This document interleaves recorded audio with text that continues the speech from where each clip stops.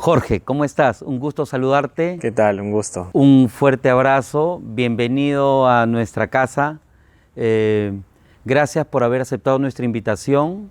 El Estudio Gacegarra se complace en iniciar esta serie de actividades con el fin de, digamos, reflexionar sobre nuestro país a propósito del 28 de julio, con Claro. cosa media rara, digamos, en un estudio de abogados, digamos, y más aún de nuestro perfil. Sin embargo, entendemos de que debemos darle una mirada social a nuestro país, más aún en este contexto Claro. de nuestra realidad. Bienvenido. ¿Qué tal? Muchas gracias. Muchas gracias por la invitación a todo el equipo del estudio. Estoy bastante emocionado, bastante expectante porque es interesante tener esta combinación de conversación de temas de generaciones distintas, de rubros distintos, industrias distintas, a ver qué dato interesante, reflexión sale, ¿no? Sí, qué bueno, qué bueno. Ante todo, Jorge, y ya todos tus seguidores te conocen, nosotros somos también tus hinchas, pero queríamos aprovecharte y a ti desde la perspectiva generacional, lo que representas, digamos, ¿no? Generacionalmente, lo que representas como innovación, lo que representas también para los empresarios jóvenes y para los creadores de contenido. Entonces, te quería hacer unas preguntas primero aproximativas, un poquito para que te conozcan, digamos, y luego hablar un poquito sobre el Perú que todos queremos, ¿no? El Perú que todos deseamos, el Perú que todos añoramos o el Perú que todos queremos para nuestro futuro, ¿no? Claro. Entonces, Jorge, en principio, cuéntanos un poco de ti. Tú estudiaste dónde, qué carrera y actualmente a qué te estás, digamos, en qué estás innovando, en qué estás creando actualmente. Perfecto. Yo soy Jorge Ramírez Campos, soy de Lima, tengo 27 años. Estudié Ingeniería de Software en San Marcos, estudié hasta el octavo ciclo, séptimo ciclo. Luego de haber tenido toda esta experiencia de la ingeniería, decidí cambiarme a una carrera enfocada al diseño, porque yo me dedicaba al tema de la innovación, de la creación de productos digitales. Estudié luego en Toulouse-Lautrec. Estudiando en Toulouse-Lautrec, empiezo a trabajar para una consultora de España, súper gigante. Empiezo a ver proyectos corporativos para bancos, financieras, centros comerciales, empresas retail, y eso lo vengo haciendo desde el año 2015, 2014, ¿no? En el año 2020, cuando empieza la pandemia, yo ya trabajaba como líder de producto, era jefe de un equipo relacionado a la creación de nuevos productos y a la transformación digital, y es ahí donde yo decido empezar a crear un poco de contenido, que yo de hecho lo menciono mucho. Crear contenido es mi octavo emprendimiento porque los 7 anteriores fallaron, y eso ya luego, sí, luego vamos a hablar un poquito de eso, una reflexión sobre ello. Pero yo empiezo a crear contenido con las mismas ganas de la primera vez que yo quise emprender, ¿no? Siempre he tenido ese espíritu emprendedor, y es algo que yo siempre le recomiendo a la gente, aparte de tu trabajo principal, tener algo aparte, un proyecto paralelo que te sirva para alimentar tus conocimientos o también para hacer productivo tu tiempo libre, ¿no? Entonces, yo empiezo a crear contenido el año 2020 sobre temas complejos con palabras sencillas, que era lo que a mí siempre me gustaba. Yo siempre era de leer cosas, notas, artículos y explicarlo a gente que quizá le aburría o no tenía tiempo de leerla en menos de un minuto. Sabía que en ese momento TikTok era una plataforma para subir videos de menos de un minuto y dije, creo que este es el espacio. Me hizo dudar un poco porque en esa época, en el 2020, en la aplicación todo era bailes, entretenimiento, comedia, humor. Y era como que complicado, pero yo, siguiendo mis propios consejos de trabajador de innovación, dije, voy a ser disruptivo y vamos a meter cultura a una aplicación enfocada a otra cosa, ¿no? Felizmente hubo gente interesada en esto, que veía este formato como algo fresco y decía, oye, qué interesante entretenerme, estar culturizándome o aprendiendo un dato interesante, ¿no? Recuerdo que empecé hablando sobre una nueva ley que había salido, que era el derecho a la desconexión digital, que de hecho fue mi primer video, ¿no? Como el tema del burnout o el tema de estresarte por el trabajo, lo vimos, estar por sentado. cierto, ¿no? Claro, claro. Los afecta y qué está haciendo el Estado para eso, y así, un montón de videos sobre cosas complejas en palabras sencillas. Mi audiencia fue creciendo, hice distintas exploraciones, hablando de distintas empresas, de distintos rubros, de distintas marcas, y ahí es donde empezaron los acuerdos comerciales en el 2020, finales 2020, en el 2021 estuve por completo dedicado a esto, mientras yo mantenía aún mi trabajo como consultor de innovación. Ya la comunidad ahora en el 2022 es de más de 900.000 seguidores en TikTok, más de 70.000 seguidores en Instagram, casi 1 millón de personas que siguen mi contenido. A la gente me toma como un referente en algunos temas, ¿no? Que sí tengo bastante que vale hablar porque trato de hacerlo con todo el cariño, trato de hacerlo de la forma más precisa posible para que la gente pueda entender temas complejos. Y ahora ya este año he creado una empresa donde yo represento a otros. Tú mismo estás representando a otras personas. Así es. Entonces, toda esta carrera que nos lo has dicho en un minuto, ya para parafrasearte, qué importante es que sepan que esto no ha sido quizás incluso tan rápido o tan de ascenso directo, ¿no? Claro. Jorge, ¿qué aprendió de los fracasos? ¿Fracasaste al inicio? ¿Tuviste muchas dificultades? Sí. Cuéntanos, por favor. Algo muy importante y en lo que siempre me basé y le escuché en algún momento de algún otro creador de contenido de otro país es cuando quieras empezar algo nunca des el tiempo que te sobra, sino el tiempo que se necesita, ¿no?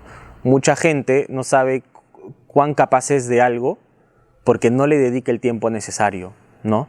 Se quedan en la idea, se quedan en el deseo y no ejecutan. No hay forma para saber si algo te va a funcionar si es que al menos no lo intentas una vez, una sola vez. O sea, una sola vez basta para tú darte cuenta si esto es lo tuyo, ¿no?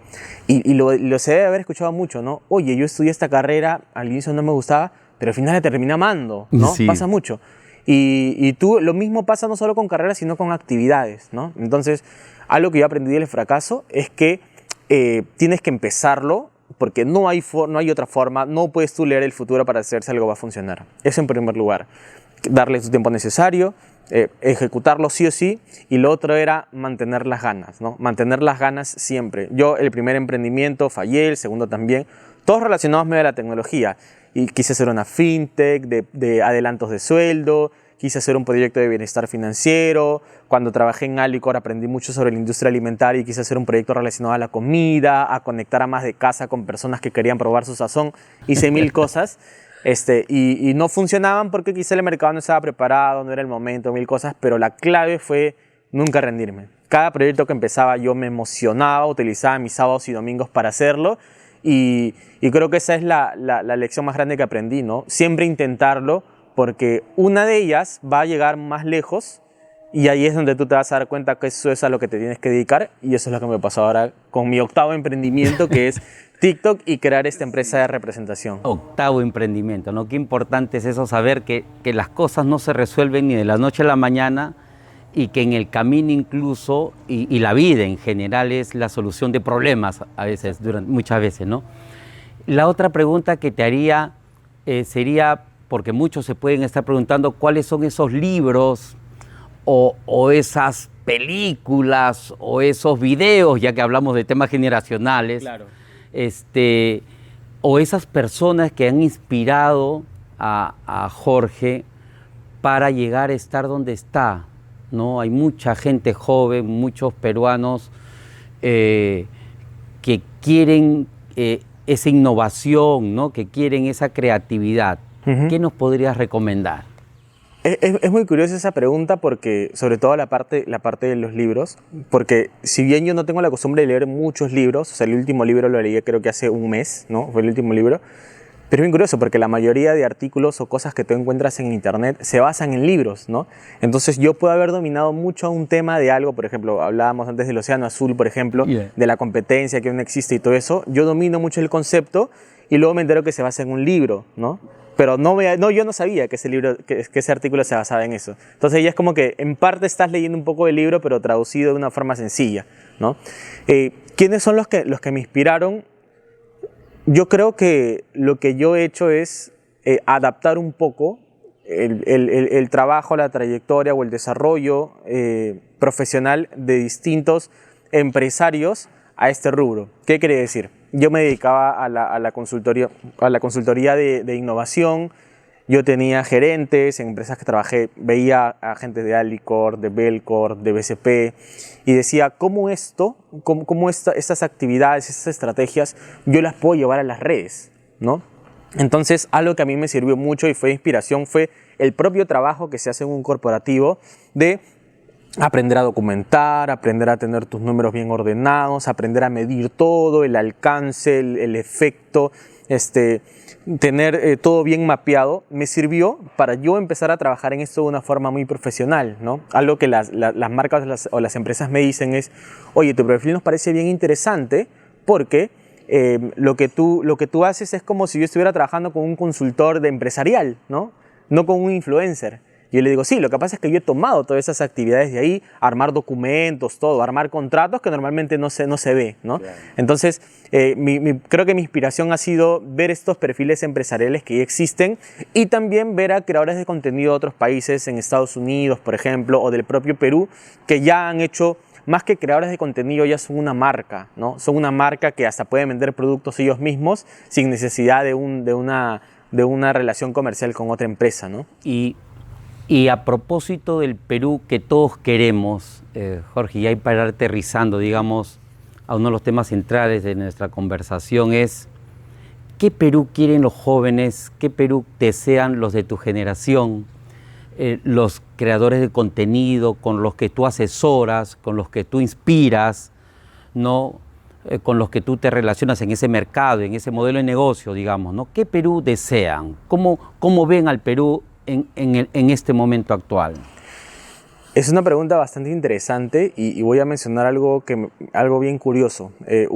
Dos de los últimos videos que han llegado a 2 millones y 1 millón de vistas respectivamente están relacionados al mismo tema. Uno se llama ¿sabías que hay institutos tecnológicos donde puedes estudiar gratis? Y el otro se llama becas de tecnología, ¿no? Ya lo que me he dado cuenta mucho es que en Perú ya nos hemos dado cuenta que vivimos en un país globalizado. El tema del trabajo remoto que trajo la pandemia, el tema de tener internet, de que muchas marcas, muchas empresas ya estén presentes en nuestro país, hace que la gente se dé cuenta que encaminarse por la tecnología es uno de los futuros más prometedores y seguros, ¿no? De hecho, yo le digo a la gente, ¿no? En pandemia, mientras tú veías que mucha gente perdía su trabajo, yo tenía el doble de trabajo. Yo tenía el triple de trabajo, ¿no? Y eso no lo digo en forma despectiva o en forma de burla o de querer resaltar algo, no. Sino que en tecnología, mientras que en otros rubros hay desempleo, en tecnología hay escasez de profesionales, ¿no? Entonces me he dado cuenta y comparto con la gente que ve mi contenido, que comparte, que comenta, y es que la tecnología es el futuro, ¿no? Nosotros queremos un Perú más conectado, y no lo digo solo por tecnología, cosas muy avanzadas, sino cosas básicas como tener internet en zonas rurales, ¿no? Como tener acceso a la información por distintos medios, ¿no? Y me he dado cuenta que el Perú que mucha gente quiere y el Perú que yo personalmente también quiero es un Perú más conectado, ¿no? Un Perú más conectado. Hemos visto en la pandemia casos de personas que tenían que caminar de 2 a 3 horas, no para ir al colegio, sino para agarrar señal para que su radio pueda escuchar el Aprendo en Casa, creo. Entonces, tú ves esos casos y dices, tenemos que hacer algo interesante, ¿no? Sabemos que en el Perú existe la fibra dorsal, que es esto que va por todos lados, pero que al final va por todo el Perú, pero no llega a las casas, ¿no? Entonces tú dices, ¿qué tiene que pasar aquí, ¿no? Entonces, lo que queremos, creo, en resumen, es un Perú conectado para todos. Quizá no tener las mismas oportunidades, pero tratar de llegar a tener esa igualdad de acceso a distintos temas. ¿Y qué opinas que en medio de pandemia, donde supuestamente ha habido dentro de la generación o dentro del aprendizaje del Perú y del mundo en realidad, donde tenemos que utilizar la tecnología para comunicarnos, para trabajar, y donde tenemos que aprender también, claro, ¿no? Dentro de los medios, que en el país, digamos, la SUNAT, ¿no?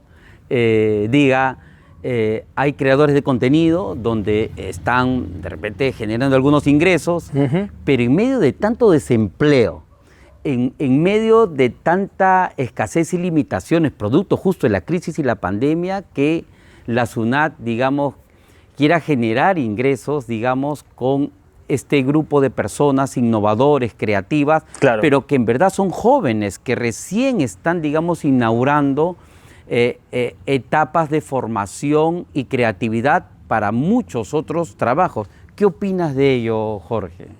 Justo hacía una reflexión ahora último sobre eso y me basaba en la idea de que en muchos aspectos el Perú es un país informal, ¿no? Hablando de negocios más también, creo que el último dato era que el 90%, 80% de negocios son informales, ¿no? Y yo recuerdo que lo que existe actualmente, por ejemplo, los beneficios para la MIPE, no ha existido siempre. Para las MIPES es algo reciente. ¿Pero por qué el Estado ha creado eso? Por saber, por querer que muchos de los negocios que hay en Perú dejen de ser informales y tengan ciertos beneficios con ciertas obligaciones un poco más, obligaciones tributarias más ligeras que las que tendría una empresa más grande, ¿no? Eso ha hecho que muchas de las empresas informales puedan formalizarse, paguen sus impuestos y todo eso, ¿no? Pero si se dan cuenta, si te das cuenta, no fue de la noche a la mañana. O sea, no es que desde el inicio la SUNAT hizo esto por las MIPES, sino que hace tiempo tenía las mismas obligaciones una empresa que facturaba 1.000 millones a una empresa que facturaba 100.000. Total. Entonces, en Perú he sentido que pasa algo de eso. De hecho, fui a una charla hace poco y la SUNAT, en el concepto de influencer en el que se basaba, era algo escrito hace más de 20 años, ¿ya? Que es muy distinto a cómo se ve en las redes ahora lo que es realmente un influencer, ¿no? De hecho, el propio SUNAT dice que una persona es influencer cuando empieza a recomendar o tener algún acuerdo comercial con un producto desde un seguidor. O sea, ni siquiera hay un mínimo de seguidores, ¿no? Es increíble. Es como que a una MIPE le digas, te vamos a cobrar impuestos desde que cobras 10 soles, ¿no? No tiene ningún sentido. No tiene ningún sentido. Entonces, yo tengo la esperanza Sí. de que en algún momento, así como ha pasado en otros países, la SUNAT entienda que los creadores de contenido somos empresas, ¿no? Somos empresas que podemos generar ingresos, ¿no? Que en un futuro esos ingresos van a ser de millones en general en todo el grupo de creadores de contenido y que debe haber algún tipo de beneficio y no pase lo que ha pasado en otros países, por ejemplo España, que te cobraban el 50% de tus impuestos y tenías que irte a Andorra, por ejemplo, para poder trabajar.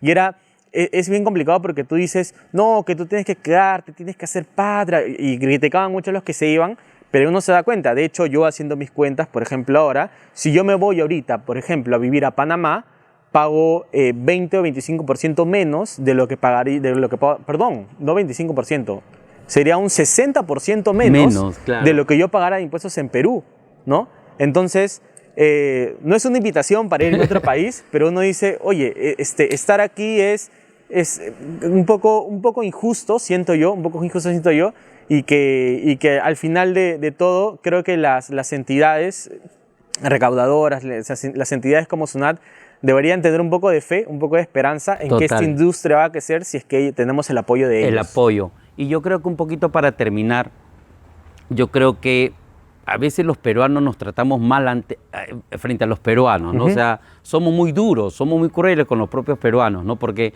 hay algunos grupos, como tú lo has dicho, que le dan incentivos, promocionan para que crezca el modelo de negocio, para que crezca ese mercado, y de ahí pues ordenadamente verificar el tema de los impuestos, pero en este caso como los creadores de contenido donde en verdad a mí me parece en lo personal un tema de discriminación, ¿no?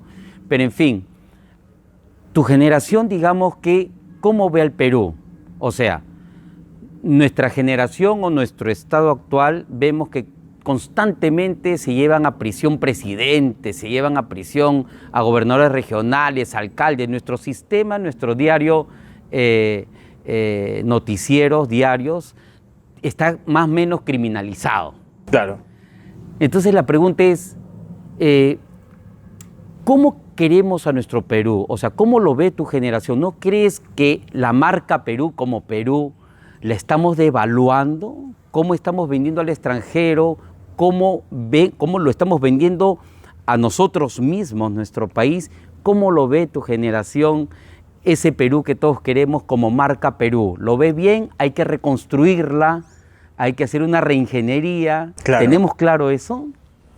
Pasa algo bien curioso, ¿no? Y es que cuando nosotros los peruanos vamos al extranjero, nos sentimos orgullosos de nuestras costumbres, de nuestros animales, de nuestra sierra, nuestra costa, nuestra selva, pero cuando estamos en el propio Perú, nos avergonzamos, los despriorizamos, nos quejamos y es como que tenemos esa falsa sensación de orgullo, pero solo para el exterior. Pero internamente no hacemos mucho por resaltar nuestras lenguas, resaltar nuestras tradiciones. Muchas veces hasta sentimos vergüenza por eso, ¿no? Yo creo que el tema de la marca Perú en sí que nosotros debemos tener está bastante relacionado a nuestra participación en distintas cosas. ¿En qué sentido? Nos quejamos mucho de todo, pero no tomamos acción, ¿no? Nos quejamos mucho de la política, pero no hacemos nada para respetar la política, ¿no? Vemos, por ejemplo, que en una cultura un poco más, unos par de años más avanzada que la peruana, Chile, por ejemplo, con el tema de la subida del precio de sus no sé cómo se llama el metropolitano, no recuerdo cómo se llama el metropolitano de allá, de sus medios de transporte, la gente se queja, la gente protesta. ¿Qué ha pasado aquí? Nos indignamos y ahí queda, ¿no? No y ahí queda. más. No tenemos ningún tipo de participación en acciones, en movimientos. Poquísimas personas se ponen esa camiseta, por así decirlo. Desde mi lado, por ejemplo, ¿no? Yo trato de que la gente conozca un poco más, valorice un poco más el tema de las empresas que nacieron en Perú, de los empresarios peruanos, de tradiciones peruanas, culturas peruanas, todo ello, porque es la forma en la que, según yo digo, es la forma de hacer patria, por así decirlo, ¿no? Claro. De poder resaltar cosas buenas de nuestro país, porque cosas malas ya las vemos en muchos lugares, ¿no? De gratis. Pero, claro, pero yo creo que deberíamos incursionar más o enfocar, o involucrarnos más, ¿no? Por ejemplo, este tema de que una señal de protesta sea no ir a votar, yo creo que más que señal de protesta es una desventaja que tú mismo te estás dando, ¿no? O mucha gente dice, o sea, mucha gente piensa que participar en política dicen, participar en política lo relacionan solo a postular a un cargo de presidente o congresista, pero participar en política, puedes hacer políticas para tu industria, políticas para tus rubros, sin cargo, claro, totalmente. para hacer algo más organizado, algo más justo para todos, y creo que muchos no entendemos eso, ¿no? Y creo que también depende mucho de las autoridades que tenemos también, ¿no? Vemos siempre, estamos como que acostumbrados ya a ver a personas con malos antecedentes en nuestros cargos, ¿no? Y que cuando vemos a alguien un poco más justo, un poco más bueno, un poco más abierto, lo celebramos, ¿no? Y celebramos algo que debería ser normal. Claro. Pero espero que eso en un futuro cambie, ¿no? Que tengamos más participación de los jóvenes, ¿no? Más participación de caras nuevas, pensamientos nuevos, pero de forma consciente también, ¿no? Eso. Qué bueno, Jorge. Te agradezco muchísimo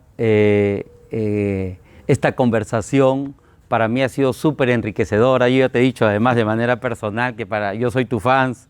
Ya toda mi familia en el estudio, acá somos tu fan. Y aprendemos mucho las cosas que haces, no solo del contenido mismo, sino de la forma como se hace. Nada, agradecerles muchísimo, estimados amigos, porque nos hayan también acompañado el día de hoy. Esperamos que se conecten, que sigan conectándose en la transmisión, porque van a participar en el sorteo de 3 libros, conforme ya lo hemos estado precisando, ¿correcto? Se les va a invitar en las redes sociales del Estudio Gacegarra para que esto se lleve de manera adecuada. Jorge, te agradezco muchísimo. Listo. Eres muy amable, gracias. muy agradecido. Muy buenas tardes.